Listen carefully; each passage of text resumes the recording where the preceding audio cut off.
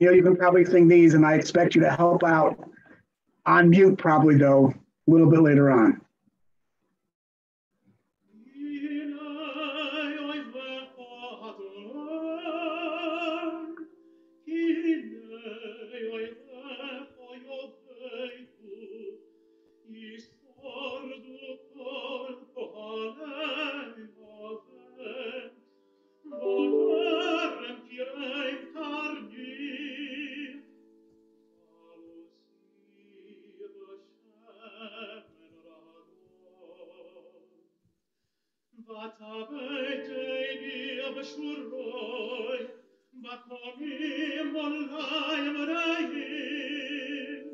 Some people are surprised by what comes after this,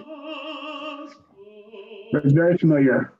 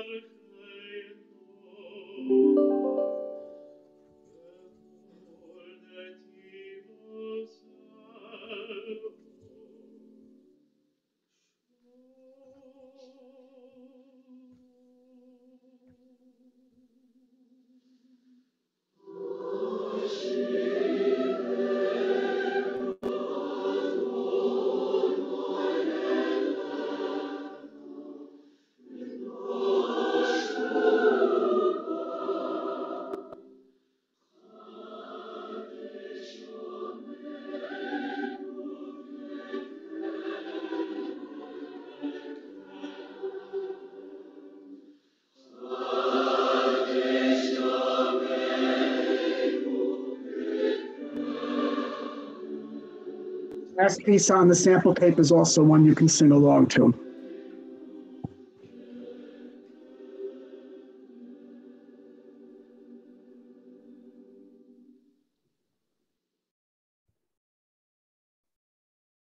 This is another Jacobson recording.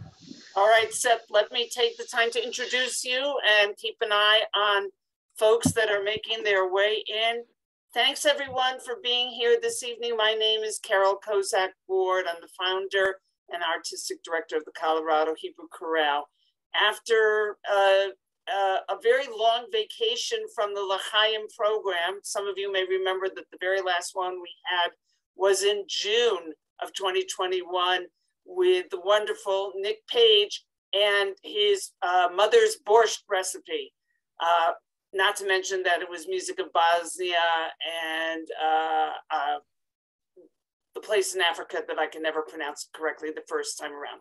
Anyway, that was then, and now we're back. Welcome to all of you. And I'm just getting some folks into from our waiting room and coming in. Thanks to everyone who's joining us from around the country, not merely Denver and Wyoming, but elsewhere. And with that, you are all in for a treat. Hopefully you're sitting back with an adult beverage. You'll hear about the liquid refreshments. and the food that Dr. Seth Ward has selected for this evening with L'chaim, a taste of Jewish music from Berlin. So Seth Ward, currently in Laramie in Wyoming, take it away. Good evening, everybody. Thanks for joining me. I hope that you have a great time on this wild tour through Jewish music from Berlin. I gave a talk a couple of weeks ago in conjunction with the Hebrew Chorale joint concert in Laramie with the collegiate chorus here on the campus of the University of Wyoming. I have a tape of the lecture, and I also have a more or less a transcript of the lecture. It's the notes which I read or spoke with a little bit of editing after that. I should be able to give you a pointer in that direction. I'm not going to repeat everything that I did before. Without any further ado, let me go to the PowerPoint slideshow. Make sure I'm sharing the screen. I'm going to do it this way, and hopefully I will not leave out anything. Sometimes the way that I did this, it doesn't always, it will sometimes cut out.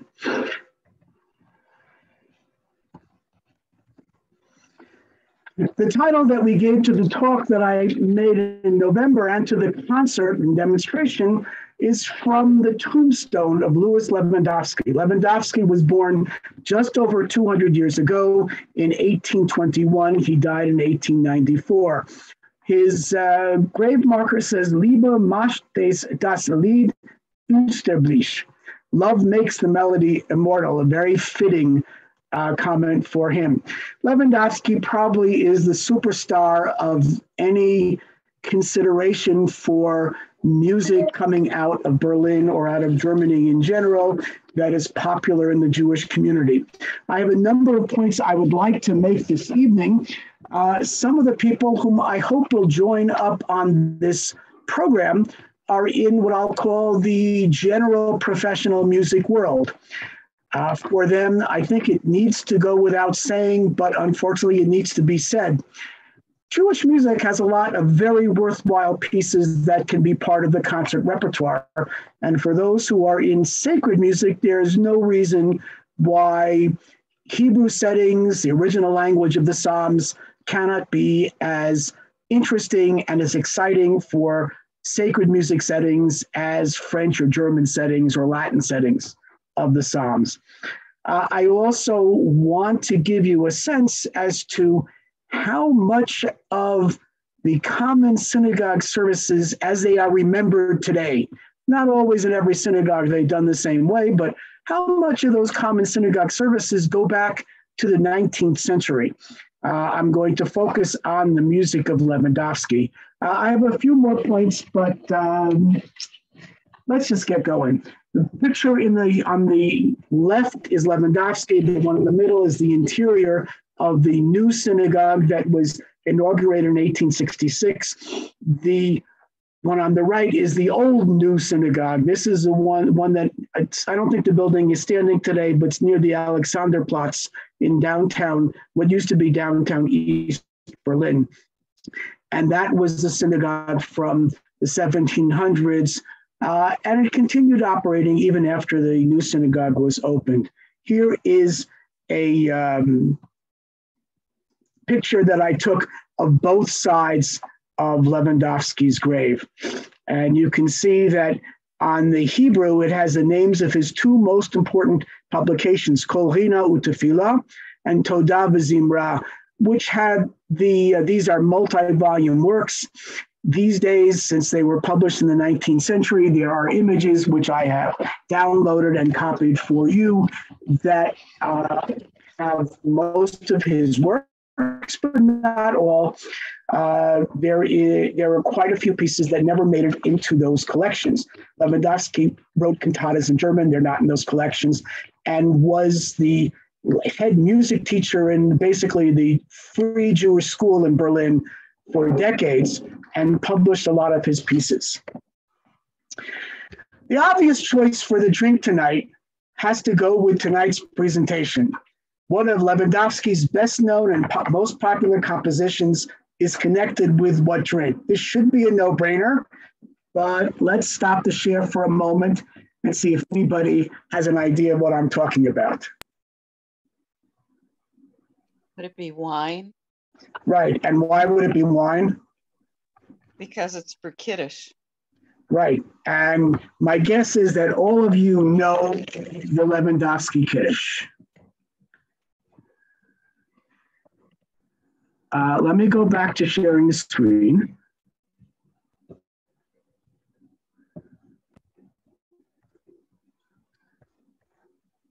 So here's a picture of Estrongo Nahama, who was the overkantor of the Pestalozzi Strasse synagogue. Some of us who were in Berlin a few years ago actually were in this synagogue. Nahama was born in Saloniki. He lived until 2000. He was interred in Auschwitz.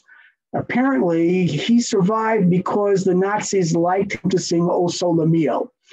There was nobody left in Saloniki after the war in the Jewish community. He found himself in Berlin and latched onto the idea of restoring music in Berlin. And he's most famous for making sure that the Pestalozzi Strasse synagogue has a hefty dose of Lewandowski pieces. I set this up so that you would be able to see the first note on the top score, but many of you know this, so let's practice singing it. I'm going to use my harmonica. Actually, Carol, can you give us, I don't think I can adjust this now because of the way that it went. Here is the B. Can you give us the first notes?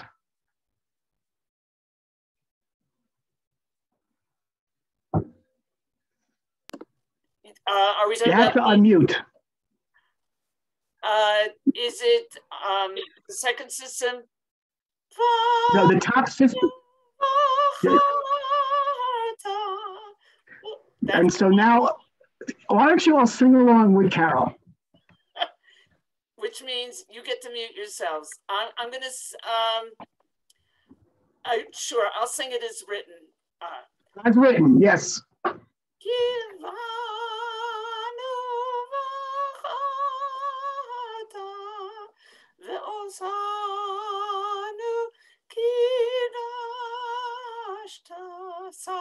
Sorry, I'll stay with Hebrew that I can read.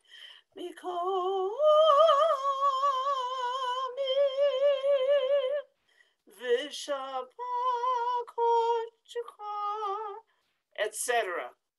Okay, that's as much as I'm going to do. I did not practice this in advance. That's okay. Thank you. There is a very famous composer from Berlin, or he did much of his early career in Berlin. We'll talk about him and sight reading his music a little later on. Let's see if we can get the YouTube to work.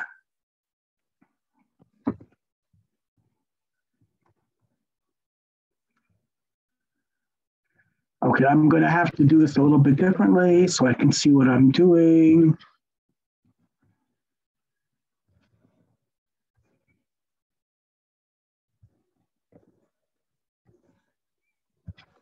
Okay, let me just.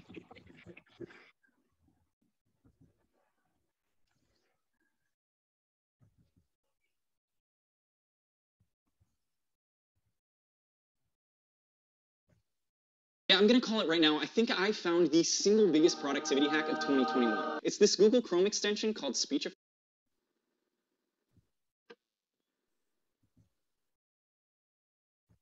Can you hear Cantor Nahama singing?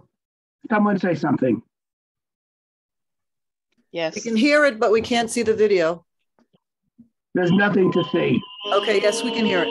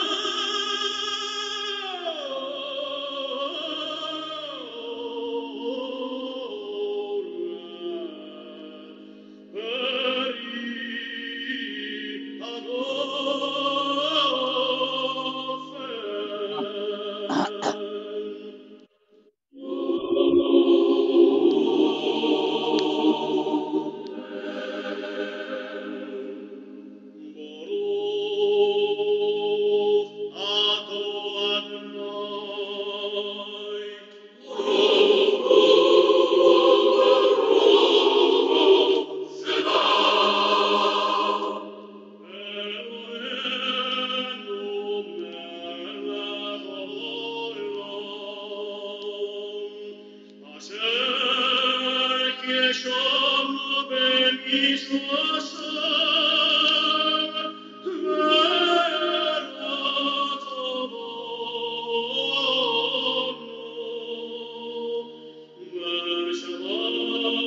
going to pause it now and do something very interesting. You all saw what Lewandowski wrote. Carol sang it. Here is Cantor Nechama's take on it.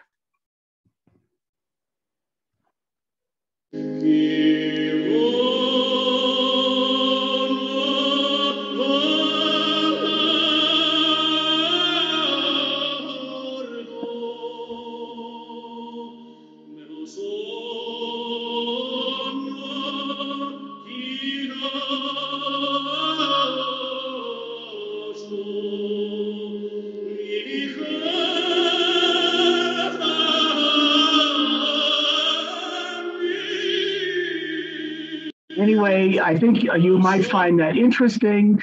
And I also found a tape of the Stephen Wise Synagogue recording where A.W. Binder was the music director.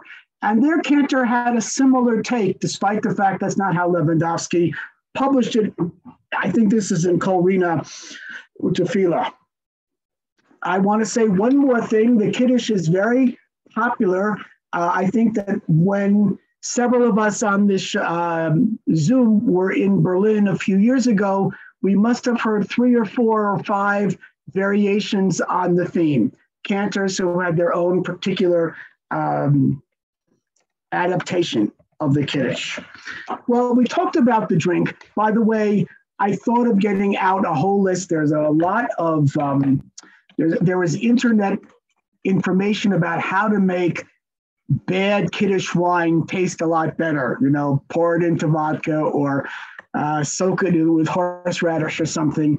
My recommendation is I brought a bottle of M&H Whiskey Distillery from Tel Aviv, and that would be my recommendation. They have wine casks. They have sherry. They have, the one I have here is pomegranate wine casks and so on. And that would be my suggestion for non-Kiddush wine. Here's my recipe for today. I did not a lot of research. The recipe that seemed to sound the most German to me that I wanted to do was Süß saures Rotkraut, sweet and sour red cabbage. Here's the recipe: 1 medium head of red cabbage. I did about 3/4 of the head that I bought. That came out to about 2 pounds, in case you're interested. 1 large yellow onion. I didn't use duck, goose, or chicken fat or neutral flavored oil. I used olive oil. I used 2 Granny Smiths. I had the cider vinegar. I had vegetable broth from, the elite, from the powder. I had the salt. I had the brown sugar. I had the white wine. And I'll tell you in a moment what I did for the juniper berries and the currant jelly. Here is the recipe. Cut the cabbage into quarters, set aside the onions. I basically heated the onions, and I used an Instant Pot. And then I added the cabbage and I stirred to continue. And once the cabbage was a little wilted, I put the apples. I did not peel them. And I added the vinegar and the broth and the salt and the sugar and the wine. And the recipe called for juniper berries. I'll tell you in a moment what I did. I covered and cooked it over low heat in the Instant Pot for a couple of minutes. Then I turned the Instant Pot off and let it sit in the juices for quite some time. It was perfect. So I looked on the internet. I couldn't find juniper berries, caraway seeds, fresh rosemary, bay leaves. I diced some figs, and I also added salted pistachios since they were right next to the figs in the store. It came out great. Here's a picture of what it looked like. Okay, a brief timeline of Berlin Jewish history. Hold on one moment. I have to make sure my computer doesn't go down.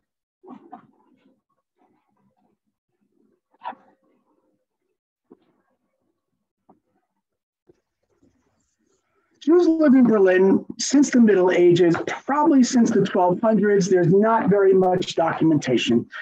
There were a number of expulsions and readmissions in the 13th through 16th century. Looking much too briefly, I found out that that's mostly what was documented. There are a few other documents in the Middle Ages. In 1571, Jews were expelled, their property was confiscated, and there was no Jewish community in Berlin for 100 years. There was a Jew who returned in 1663, but in 1671, 50 families came from Vienna and reestablished the Jewish community. They met in private homes. Already in 1714, the Heidereutergasse synagogue was built. The Ramad Moses Mendelssohn of Dessau came to Berlin in 1743. Mendelssohn is one of the most important people in German Jewish history, in the history of the Enlightenment, and so on. And for people in music, he's best known as the grandfather of both Felix Mendelssohn and his sister Fanny Mendelssohn. Lewandowski was born in 1821. He came to Berlin at about age 12. He immediately got a position being one of the Mishorim in the Heidereutergasse synagogue. And the story goes that the cantor couldn't really read music. For those of you who are music experts, you can imagine that cantor Salomon Sulzer from Vienna sent some scores with his music, and it was written in treble clef and bass clef and in C clefs for altos and tenors. And the poor cantor read them all as if they were in treble clef. And the story goes that Lewandowski could read music. A member of the Mendelssohn family, probably not Felix Mendelssohn, probably his cousin, had arranged for him to be basically the first Jewish student in the Prussian Music Academy in Berlin. And he could read music, and he became, as it were, the choir director for the synagogue. The first Reformed temple was in 1854 in Berlin, and the Neue Synagoge on Oranienburger Straße was built in 1866. The dedication was quite an affair. Baron von Bismarck was there. A number of other of the leaders of Prussia were there. I jumped ahead to the Weimar Republic because we'll talk about that before I'm done tonight. In World War II, the new synagogue was destroyed. Parts of it were totally destroyed. The dome that's there today was put on basically after the Berlin Wall fell in 1989. The main part of the synagogue was taken out in 1958. The East Germans convinced the Jewish community, such as it was, that it was unsafe and was completely removed.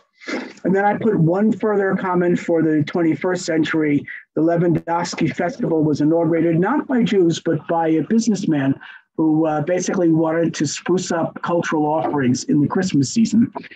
Wonderful, wonderful program. Here is a picture of the December 2021 Lewandowski Festival. This is a link to the sample tape that I made up in November. I played some of these things before. I'm going to skip ahead to the material that I have over here. The Friday night service still has an awful lot that comes from Lewandowski. Many people in this Zoom probably have been at services which began with Lewandowski's Ma Tovu. I am not going to do that tonight. I am going to do this particular piece. Here it is in a two-part version. Ray Goldstein, as quoted in Zemureshet, said that this was originally written for a children's choir to sing. Whatever it is, this is the version in, I think this is in Kol Rina Utefila as opposed to Toda B'Zimra. But here is the melody, and many of you probably know this thing, so you might as well sing along. Let's give you a G.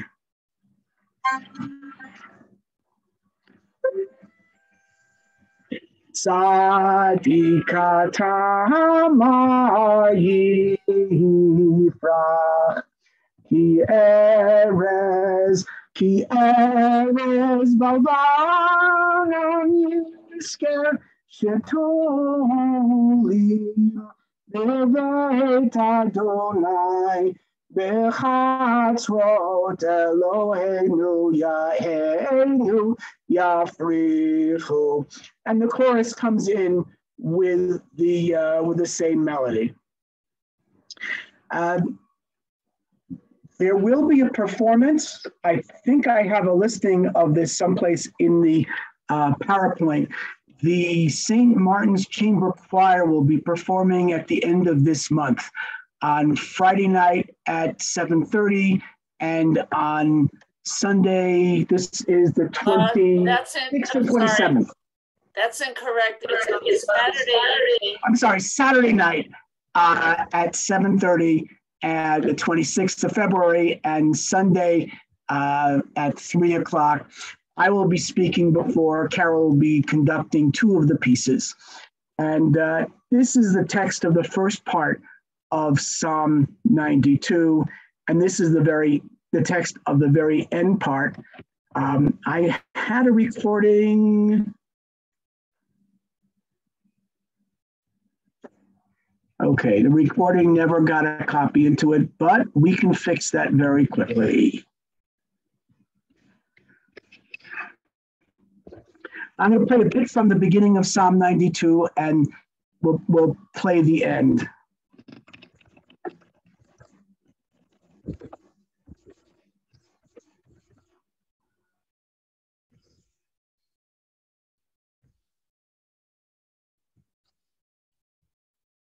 I've been editing all my videos for years and going into the studio and sitting there for days and days and days.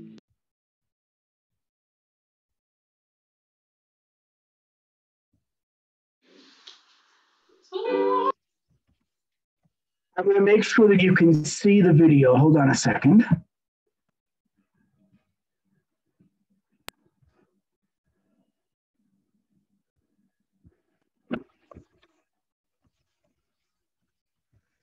Okay, can you see the image now?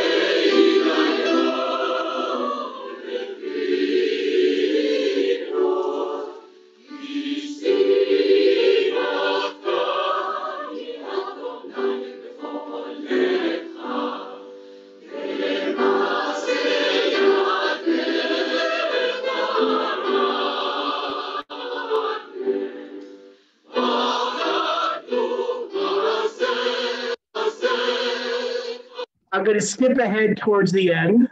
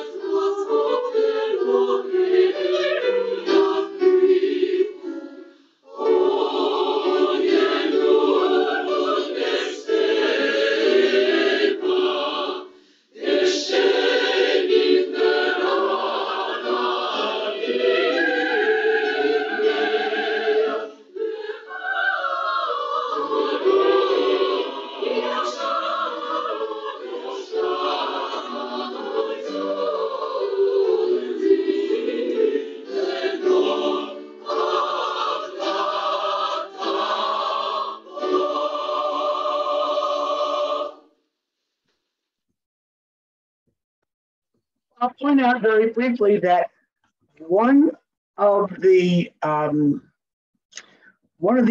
features of a lot of Lewandowski's greatest hits is that they have the cantor. He has a cantor singing, and then there is something for Choro und Gemeinde, for the chorus and the community. And very often it's a kind of repeating thing with a very easy to sing piece that everybody could join in. Lewandowski, on the one hand, is supposed to have hated this because the harmonies weren't always that good when the community sang. But he wrote that way. And he also wrote that communities with an organ could use his music, communities without an organ, communities with a professional choir could use his music, communities that didn't have anybody professional at all could sing. So there are a number of versions which exist of many of the pieces. The choir that sang this is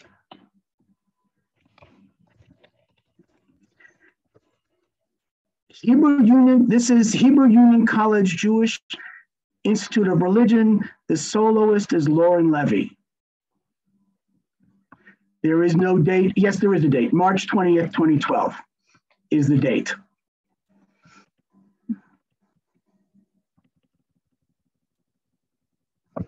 Okay, I'm going to go back to sharing the screen.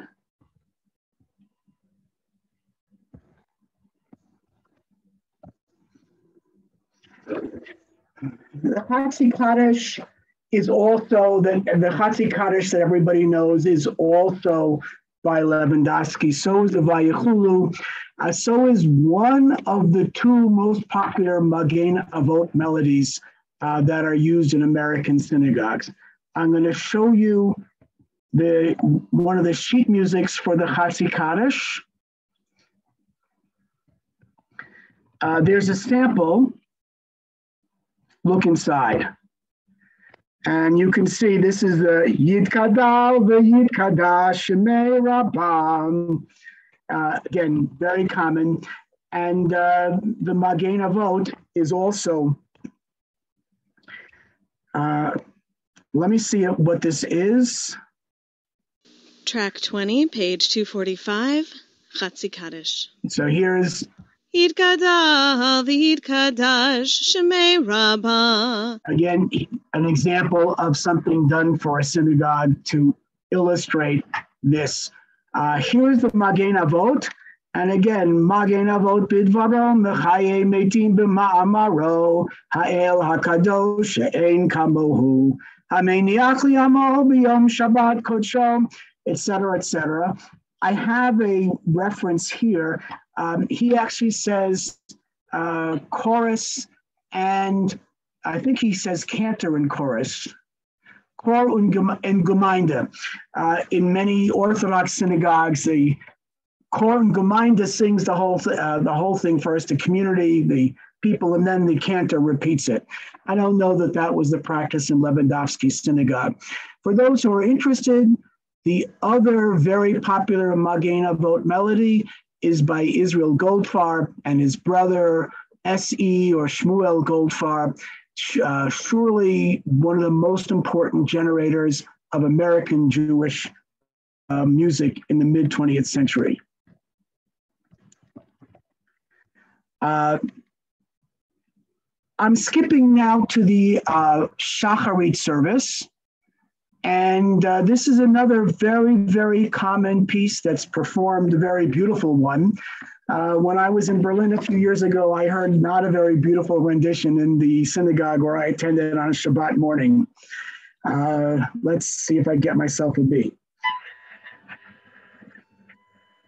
Hashivenu Adonai Elecha V'nashuvam Kadesh Yameinu K'kedem Kadesh Yameinu K'kedem.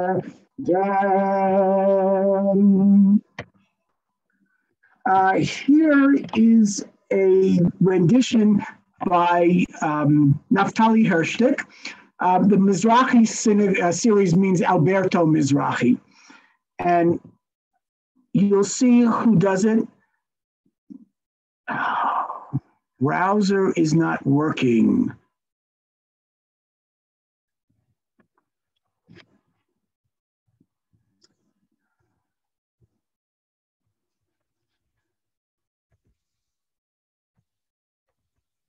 Okay.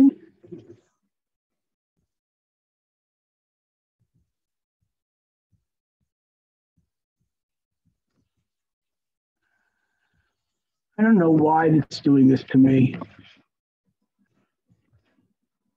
Try it one more time. Okay. Airstick.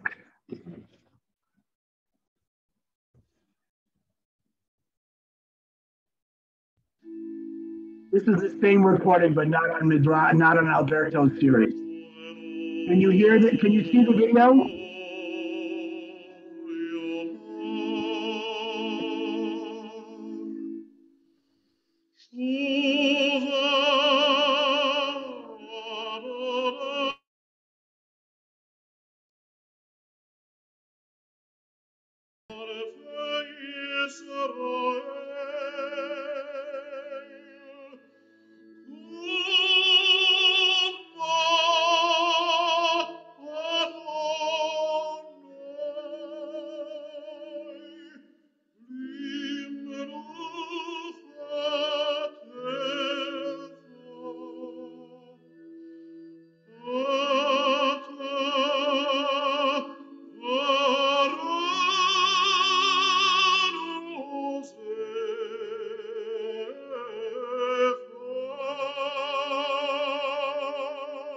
Here you have a congregational section.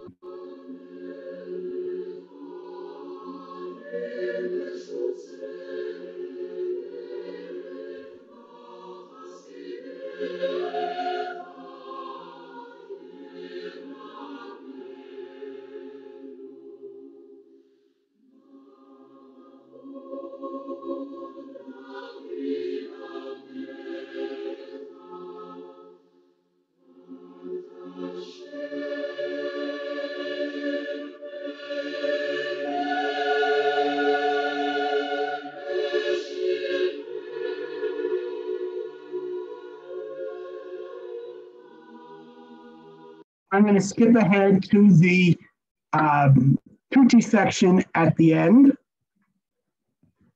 to show you what they do with it here. By the way, someone tell me, can you see the video and can you hear the video? Yes.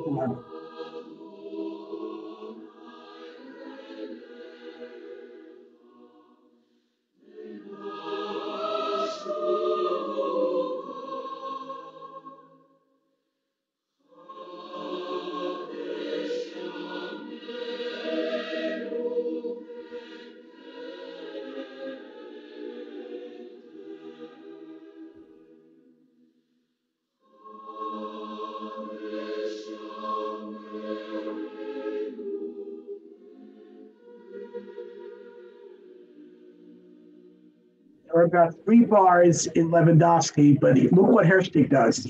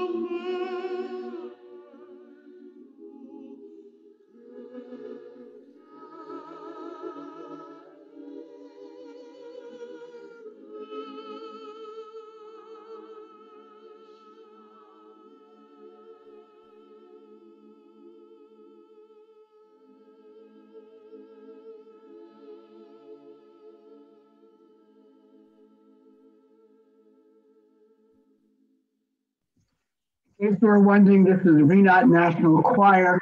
Mizrahi Alberto gave the credits. Ray Goldstein did the arrangement, and Stanley Sperber was the conductor. There's another recording similar by Stephen Glass, very similar arrangement. Glass credits himself though. And I played the Zamir of Boston, which is straight. It's the Zamir recording is as it was written in the text, and the St. Martin's Chamber Choir is probably also going to do it straight from the Lewandowski publication. So what about other Jewish music from Berlin? This is a curiosity. Sarah Itzig, who was married into the Mendelssohn family and was living in Berlin, was a student of one of Bach's grandchildren. Let's see, I wrote down which one, but I'm not sure which one. She was a student of one of them and a promoter of another one of them. And a very interesting piece by Eric Weitzner.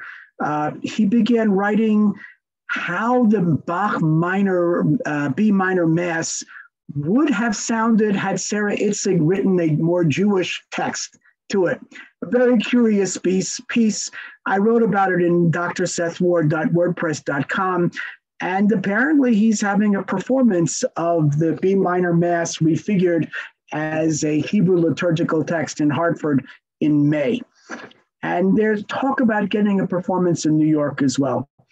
Mendelssohn, Felix Mendelssohn, wrote very little or nothing in Hebrew. The closest he came was his oratorio, Elijah. Zemereshet lists 37 pieces, though, that were translated into Hebrew. I was a little bit surprised that the only piece that comes from the oratorio, Eliyahu, is Sa Einecha Heharim, is how Ashman translated it. One of the things that's interesting to note is that in the 1940s, a guy named Fordhaus Ben Tzitzi was in Tel Aviv, and he mounted Eliyahu, and he mounted Yehuda HaMaccabi, and Briat HaOlam, and a few other of the famous oratorios from Mendelssohn and Bach. Yitziat Mitzrayim he did, and Haydn, and so on and so forth. And he did Yitziat Mitzrayim, the Israel in Egypt, and Yehuda Maccabi, Judas Maccabeus, and there are a few others. And we have the libretto from this. But as I said, I don't know that any of the other 36 pieces are basically lieder. Jakob Liebman Beer was the son of one of the leaders of the Berlin community. He lived from 1791 to 1864. And when his grandfather died, his grandfather had named Meyer. He changed his name to Meyerbeer, and he called himself Giacomo. Most of his career he did not spend in Berlin, but at an early age, he actually wrote a Hallelujah cantata, which was dug up and recorded by Neil Levin. And on the same, this is part of the Milken series. On the same series, there are also a few other pieces that Meyerbeer wrote in Hebrew. Joshua Jacobson has performed Meyerbeer's setting of one of the Psalms in the Hallel, a beautiful, beautiful piece. Okay, mid-20th century. Berlin was a great center during the Weimar periods. You've probably all heard of Kurt Weill, and you may have heard of Stefan Volpe. Volpe wrote a number of pieces with Hebrew texts. Volpe, like Weill and like Bernstein, was commissioned by the Park Avenue Synagogue. Volpe wrote a very, very beautiful setting of Yigdal, very mid-20th century. This is not an easy to sing piece. Unlike Weill's setting, which was a setting of the Kiddush. I don't have time to play that for you, unfortunately. Schoenberg also was active in Berlin, and Yaakov Weinberg was another composer. Weinberg's One of Weinberg's cantatas was the last piece that was ever performed in the Neue Synagogue on Oranienberger Strasse before it was destroyed. Schoenberg wrote Moses and Aaron and The Survivor from Warsaw, a number of other very interesting pieces. And he supposedly had a fear of the number 13 and a love for the number 12, using what's called 12-tone music.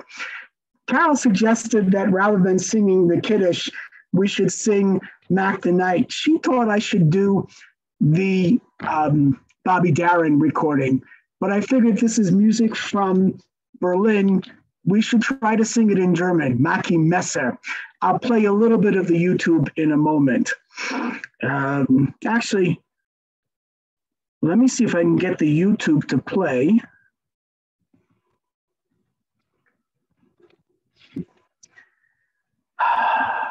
I began setting this up so that I could do these things all together. I don't know why this is giving me all this grief all the time.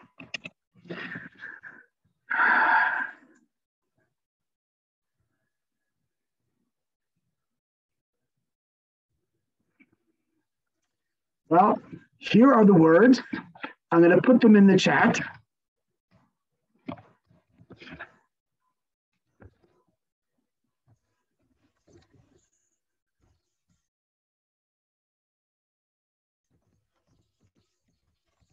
One more time. Okay, I can't put the words in the chat. So let's just listen to Mackie Messer in German.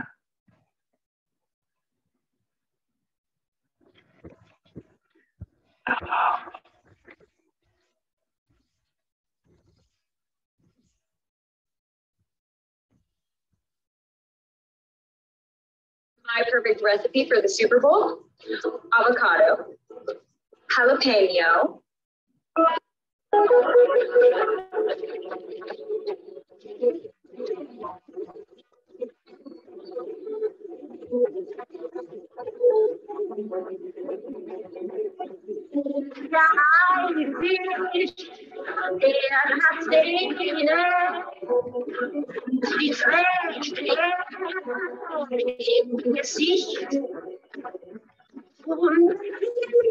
There we go.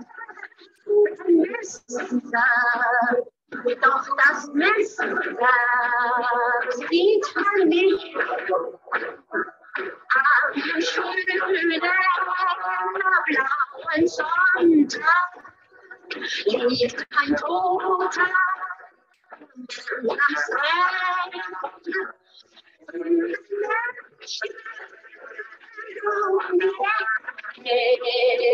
den man mit Messer nimmt. Schulmeier bleibt verschwunden, so mancher reicher Mann vergessen den Messer, den man nicht beweisen kann. Anyway, so there it is. I'm not going to ask you to sight sing anything by Schoenberg or even Volpe. But if you're interested, look up Volpe's setting of a Yigdal cantata, a very, very unique piece. I found that in recent years, an ensemble called Zemmer, remember this is German, has been recapturing some of the music from the Weimar period. It was formed by a musicologist who basically went around the world looking for old 78s because the entire catalog of the German Jewish Music Publishing Society had been, Recording Society had been destroyed. And he believed that he found 78, some of you remember vinyl. He found the 78s for everything on the list. And this ensemble has been recreating them and creating some new ones as well. Here is an ad for St. Martin's Chamber Choir, Shir Ladonai, February 26th, 7:30 p.m., February 27th at 3 p.m. The Saturday night is at the JCC. The Sunday afternoon is at Congregation Emmanuel. I think that's all I have for today. Love makes the melody immortal. Thank you very much. And I hope you learned something about music from Berlin and some of the pieces by Louis Lewandowski. Thank you very much, everybody. And Carol, I think you something. I have a little bit of time for questions. Well, people are sharing their appreciation with you. I know that Cantor Schwartz had some questions early on, and let's see what else we can, if I can find that it was, yes, yeah. Cantor Schwartz appreciated if you could put the links of those YouTube URLs into the chat, if you're able to do that. Otherwise, you can email him separately. It is very interesting in terms of other people who may have comments. Sherry, if you're still here, commenting about the synagogues that's still standing, a museum of German Jewish items. So let's open it up to other people. You can certainly unmute yourself if you have anything you'd like to share with all of us while we're here. It's remarkable. Lewandowski is almost the Debbie Friedman of his time. Melodies that everybody knows and nobody remembers who wrote them. We just always knew them. I think like Sulzer, like you just sort of lapse into them in Shul often enough, and people don't know their heritage. Yeah, I agree with you completely. I had no idea that some of that was written by Lewandowski. You just knew it because you sang it every Friday night, right? We have more things, but how much can I do? You couldn't do them all. You couldn't do it all. But I was reliving my childhood Friday night services. Yeah. So I want to say what we always say at a Cage conference or New Cage conference, which is thank you for being our teacher. You're very kind. I have the Unatana Tokef. Unatana Tokef Kedushat Hayom. That's Lewandowski. Lewandowski's setting of Kol Nidre is, as much as anything else, the standard that people use. I think Hebrew Education Alliance used his setting of the Kol Nidre. The Cantor's Assembly featured Vayetayu last year or the year before from the Musaf on Rosh Hashanah and Yom Kippur. Very common one. Everyone knows Zahar Tilach. 2 or 3 different groups sang it in Berlin in 2019. There are a number of others. One of the melodies that Lewandowski wrote for taking the Torah back to the Ark is more common in Israel than it is here, but it's on and on and on. Seth, one thing that I think everybody should go back and just revisit chronologically, Louis Lewandowski was the whiz kid. Literally, he fell into this gig when he was a teenager and kept it going, which is, frankly, that's remarkable because he was a poor boy. He grew up somewhat destitute. Other people recognized his talent. So he got out of Poland as a teenager and made really a remarkable career, considering that he didn't have any other, he didn't have fame or family fortune or anything else. We who enjoy all of this music from the Colorado Hebrew Chorale, participating in that, to synagogues, to hearing it in other places, or for some of our audience tonight, hearing it for the very first time. It is a delight to share it. And I think it's really important to say it's only 160 years old. One of my teachers who his very famous quote is like, you always thought you knew it, but he would say, what do you think? It got tossed from heaven and was put in the glad bag on the way down so that we all somehow got it? No, we were lucky that it happened, but it's because of one person that made it happen. It didn't just miraculously appear like manna being tossed from heaven. All right, thanks, Seth. Thank you. Thank you. All of you for supporting our activities. We have gone into back and forth and whether this will resume as a monthly event or a quarterly event, but stay tuned. We do appreciate hearing from you. Our support comes from many places, certainly the family and friends of the Colorado Hebrew Chorale, the Scientific and Cultural Facilities District, also known as SCFD, the city and county of Denver. So please notice, I'm sharing with you government organizations that believe in culture of all types. And your contribution, however large or small, will also help us keep these programs going. More information or hit the donate button at coloradohebrewchorale.org. And with that, we do the wave. Happy Adar, everybody. Thanks again for being here with us, and see you soon or see you somewhere.